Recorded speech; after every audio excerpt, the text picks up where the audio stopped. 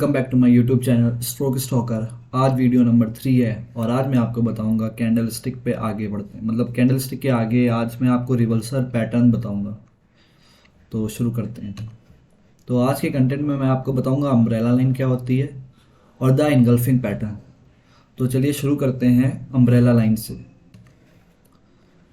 तो इसको hanging man and hammer भी कहते हैं, पर इसको आप समझिए they are also called umbrella line. तो समझिए क्या होता है। Umbrella lines are candles with very long lower shadow and a small real body at the top end of the range. These umbrella lines are called fascinating in that these lines can be either bullish or bearish. According to the market environment, if an umbrella line emerges during a downtrend, it is a signal that the downtrend should end. In such a scenario, this umbrella line is labeled a hammer. तो इस वाक्य का कहने का मतलब यह है कि मान लीजिए अगर कोई भी स्टॉक का प्राइस नीचे गिरते आ रहा है और अम्ब्रेला लाइन बनती है, और अगर अम्ब्रेला लाइन डाउन ट्रेंड पे बनती है तो उसको हम हैमर कहते हैं।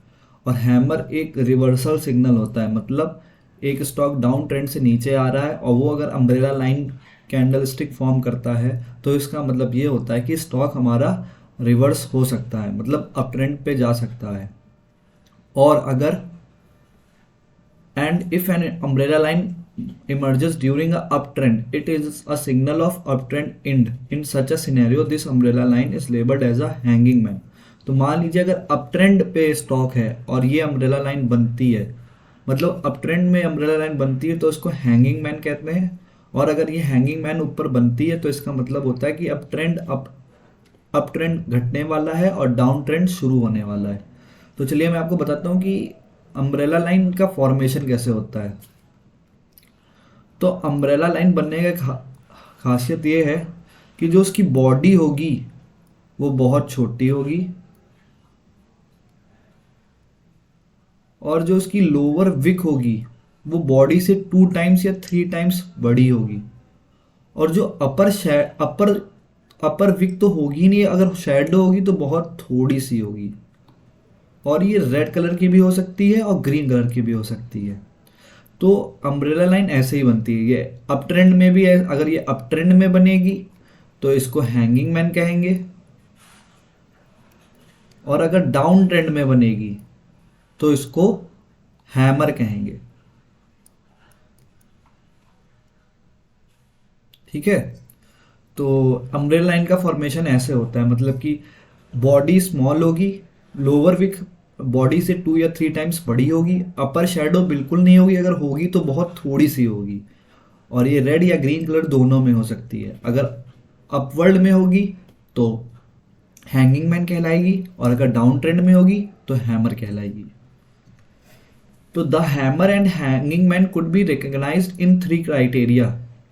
तो इसमें वही लिखा है, the real body is at the upper end of the trading range, the colour of the body is not important, it has a longer lower shadow that should be at least twice the height of the real body, जो मैंने आपको पहले बताया। if it should have no or a very short upper shadow, जो मैंने आपको पहले बताया वही चीज, मतलब कि बॉडी से लोअर विक 2 से 3 टाइम्स बड़ी होगी और अपर शेडो होगी ही नहीं, अगर होगी तो बहुत माइनर सी होगी।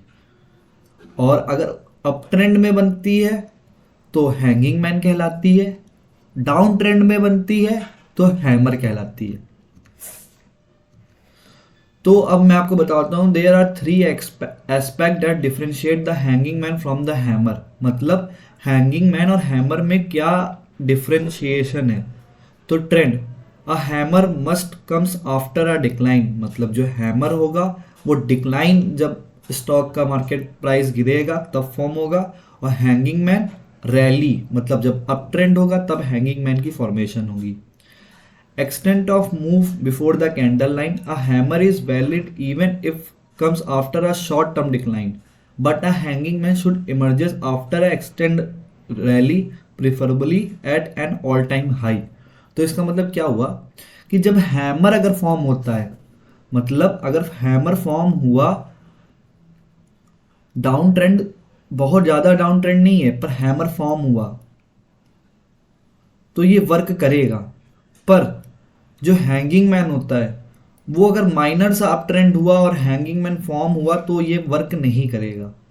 इसके वर्क करने का तरीका क्या है कि हैंगिंग मैन अप रैली में हो, मतलब स्टॉक का प्राइस बहुत अप ट्रेंड में हो और फिर हैंगिंग मैन की फॉर्मेशन हो, तब ये हैंगिंग मैन काम करेगा। तो चलिए चलते हैं आगे। Note of a hanging man, मतलब एक हैंगिंग मैन में एक नोट है।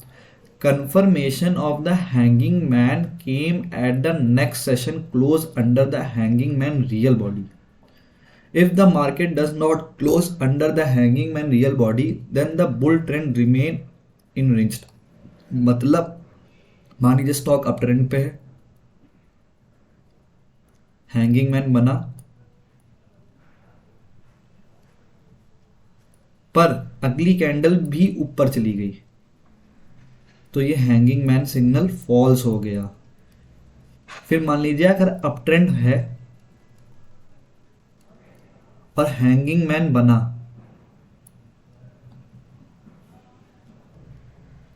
और अगली कैंडल रेड बनी और क्लोज हुई हैंगिंग मैन से, हैंगिंग मैन की बॉडी से नीचे, तब ये हैंगिंग मैन काम करेगा। इसका इंटेंशन क्या होता है वो भी मैं आपको समझाता हूं, आगे समझाऊंगा। तो जैसे कि आप देख सकते हैं, मान लीजिए स्टॉक का प्राइस ये रैली कर रहा है, ये देखिए हैंगिंग मैन बना है। मान लीजिए हैंगिंग मैन बना मतलब अपर में बना है, बायर्स ने यहां पे बाय किया और अगले दिन प्राइस ऊपर चला गया, तो क्या यहां के बायर्स घबराएंगे? नहीं घबराएंगे। क्योंकि इसलिए नहीं घबराएंगे क्योंकि उन्होंने तो यहां पे खरीदा था, अगले दिन प्राइस ऊपर उठाए तो उनको कोई दिक्कत ही नहीं है, तो क्यों वो सेल करेंगे? ठीक है, तो ये देखिए हैंगिंग मैन बना, फेल हो गया। फिर अगली बार हैंगिंग मैन बना सेकंड नंबर पे, वो भी फेल हो गया। फिर थर्ड नंबर पे हैंगिंग मैन बना, वो भी फेल हो गया। ये फेल क्यों हो रहा है? क्योंकि जो अगली कैंडल बननी है वो हैंगिंग मैन के ऊपर क्लोज हो रही है।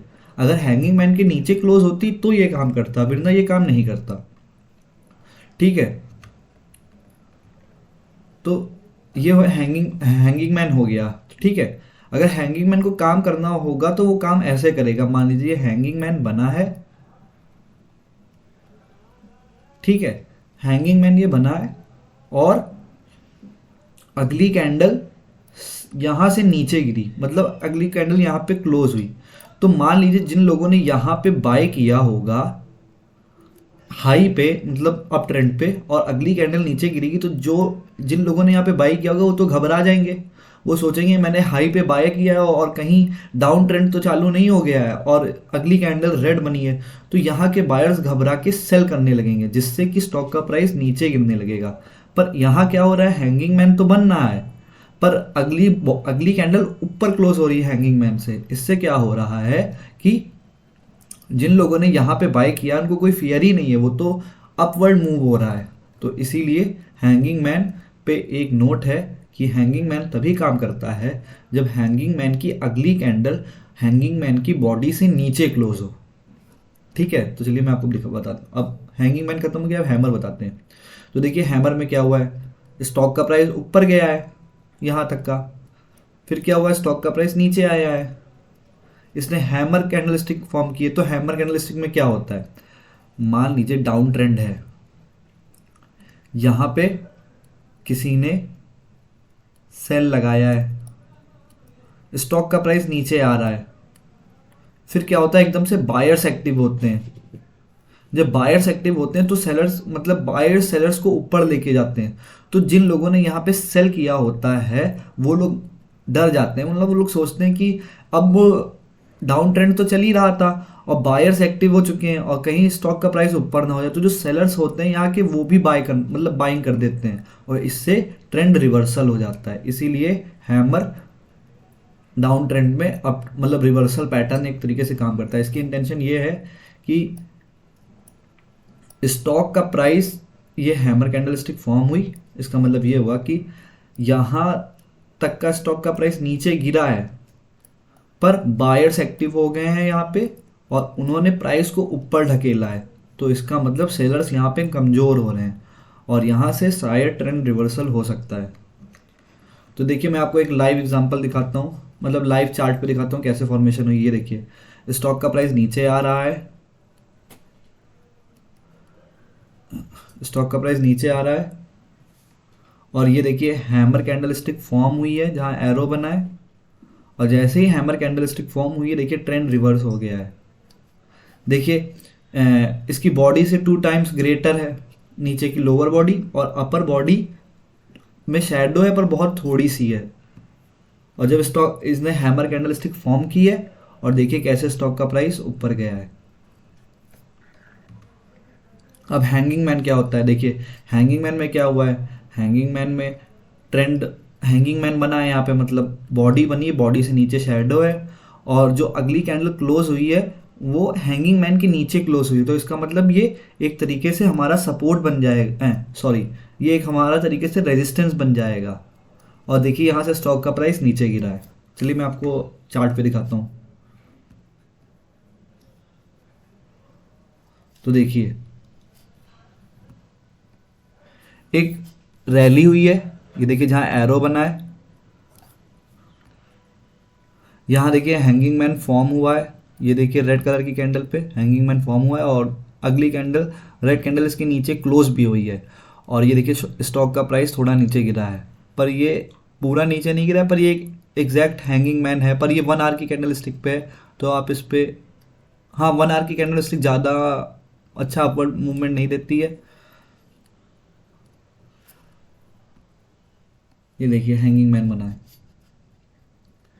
कैंडल फॉर्म हुई रेड कलर की, लोअर शेडो, लोअर शेडो नीचे 2 टाइम्स है, और विक इसमें है नहीं, और देखिए स्टॉक का प्राइस नीचे गिरा है।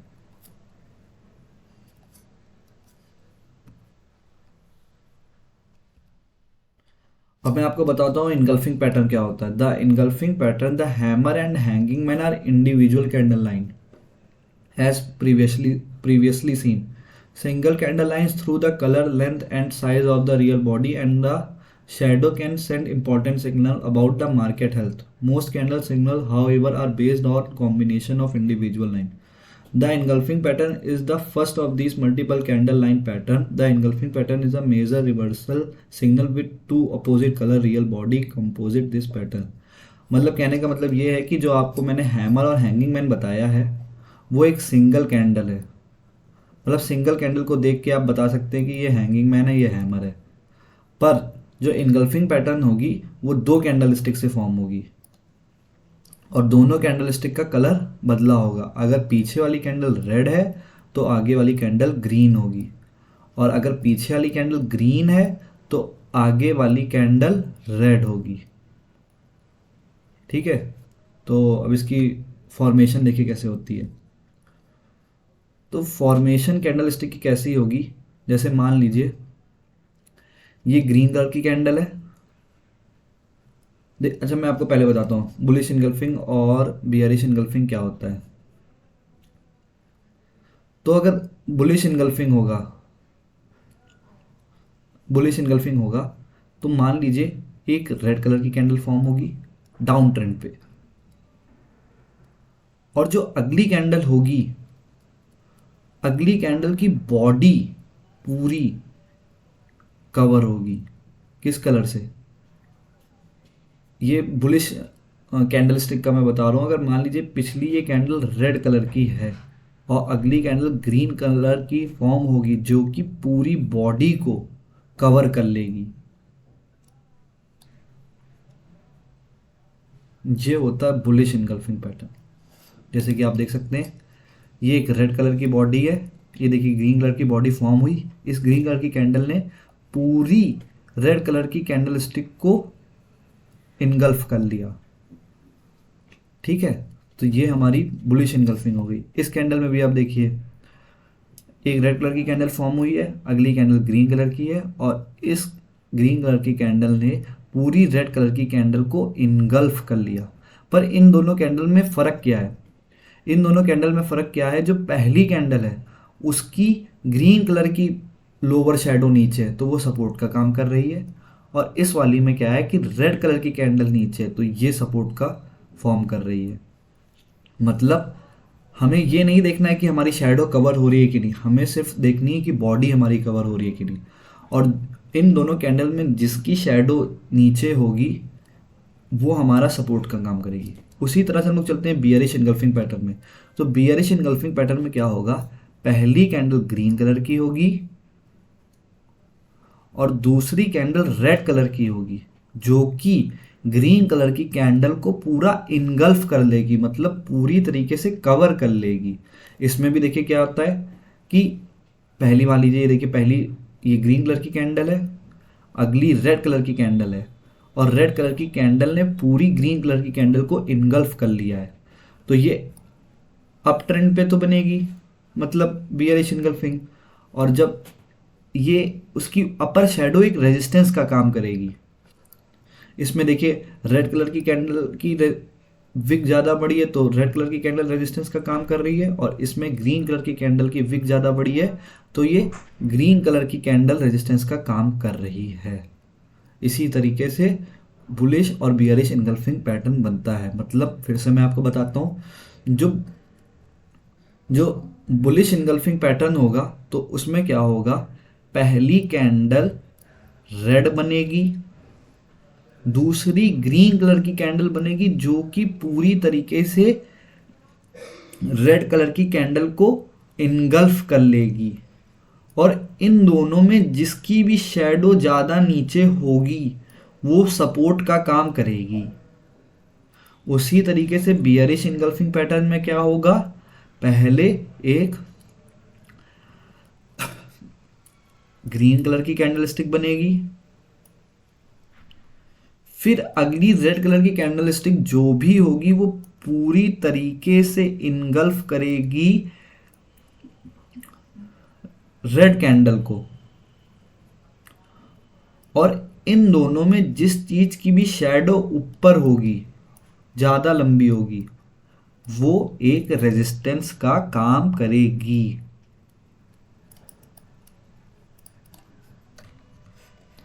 तो 3 क्राइटेरिया ऑफ इनगल्फिंग पैटर्न क्या है, the market has to be in clearly definable up trend for a bearish engulfing pattern और down trend for a bullish engulfing pattern.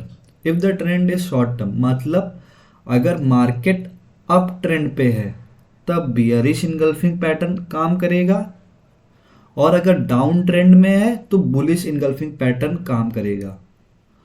To candle compromise the engulfing pattern, the second real body must engulf the prior real body, it need not to engulf the shadow. कहने का मतलब यही है कि पहली body को, पहली candle को, जो पहली कैंडल होगी वो जो दूसरी कैंडल होगी वो पहली कैंडल को पूरी तरीके से कवर करेगी, पर उसकी शेडो को कवर करे ऐसा जरूरी नहीं है। ठीक है। Third point, the second real body of the engulfing pattern should be the opposite colour of the first real body. The exception to this rule, if the first real body of the engulfing pattern is a doji, thus after an extend fall a doji engulfed by very large white real body should be a bottom reversal in uptrend. A doji developed by a black real body should be bearish reversal to the uptrend. अब मतलब आपको मैं समझाता हूँ इसमें क्या है। मान लीजिए मार्केट अपट्रेंड पे है और यहाँ एक डोजी बनती है,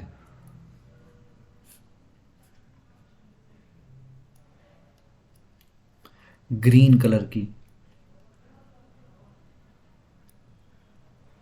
और अगली कैंडल रेड बनती है। ठीक है। तो इसका मतलब क्या हुआ कि मार्केट अप ट्रेंड पे थी, एक ग्रीन कलर की कैंडल बनी, फिर एक रेड कलर की कैंडल बनी, तो मतलब क्या हुआ, दोनों अपोजिट कलर हैं और इसने पूरी तरीके से इसको इनगल्फ कर लिया। तो इसका मतलब क्या हुआ कि ये एक बियरिश इनगल्फिंग पैटर्न है।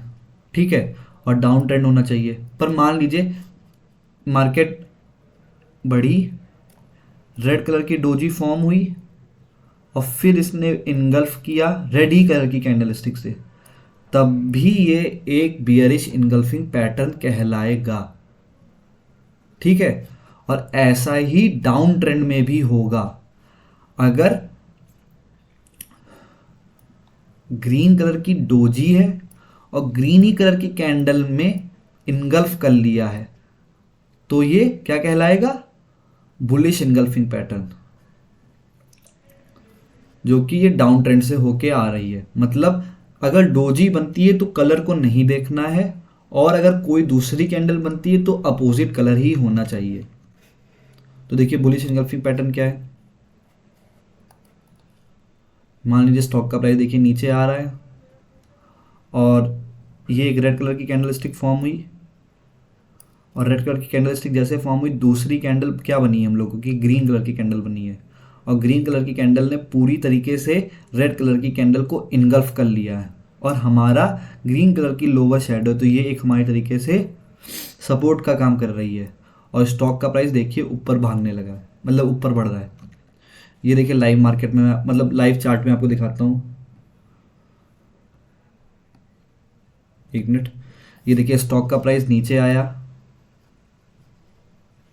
ये देखिए एक रेड कलर की कैंडल फॉर्म हुई और एक ग्रीन कलर की कैंडल फॉर्म हुई। जो ग्रीन कलर की कैंडल फॉर्म हुई है उसने रेड कलर की कैंडल को पूरी तरह इनगल्फ कर लिया है, पर इन दोनों में शैडो नहीं, तो ये एक हमारा सपोर्ट की तरह काम करेगा। और देखिए स्टॉक का प्राइस ऊपर गया है।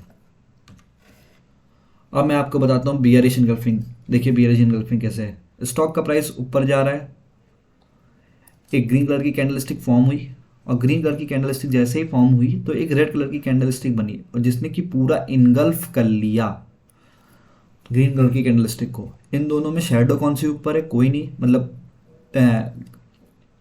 रेड कलर की कैंडल स्टिक में शेडो है ही नहीं, तो हमारी बॉडी ही का जो सबसे ऊपर का भाग होगा वो हमारा रेजिस्टेंस की तरह काम करेगा। मतलब जो हमारा ओपन हुआ है वो रेजिस्टेंस की तरह काम करेगा, जहाँ कैंडल स्टिक ओपन हुई है। और देखिए डाउन ट्रेंड चालू हो गया। अब उसी तरीके से मैं आपको दिखाता हूँ कैसे ये चार्ट में काम करती है। देखिए अप ट्रेंड है, ग्रीन कलर की कैंडल स्टिक फॉर्म हुई,